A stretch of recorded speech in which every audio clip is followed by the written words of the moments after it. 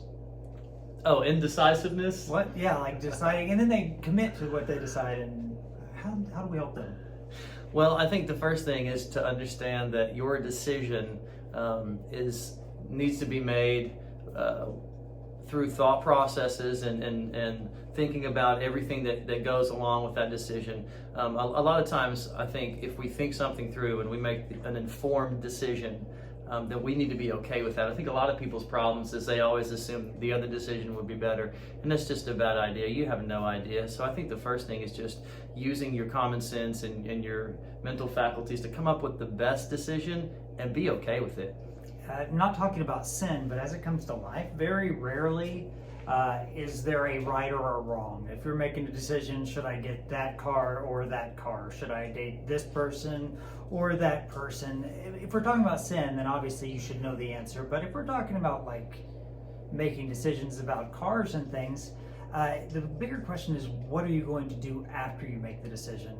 Usually those parts are what decides whether or not it was the right or wrong answer, which had very little to do with the question that you asked at the beginning. Yeah, I think the interpretation of any decision you make a decision, it might not go well. You can interpret that as, oh, I made a bad decision, but you don't know that the other decision would have been better or best. Maybe the other decisions would have been completely worse. So I think it's just being real with yourself and saying, okay, there are some things that didn't go well here, but there are some things that did go well. And really, it's not putting too much pressure on yourself to make some sort of perfect decision or like the right decision's out there, I got to make sure I make it. It's not really how these things work. And if you, let's say you do make the wrong decision,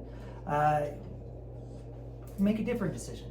Change the decision. Do what you can do to make the decision better, and maybe look for those places where you can forgive yourself for not having the ability to see the future. Sometimes that's a big part of the thing. What if I mess up? Well, you probably will sometime. Is it that big a deal?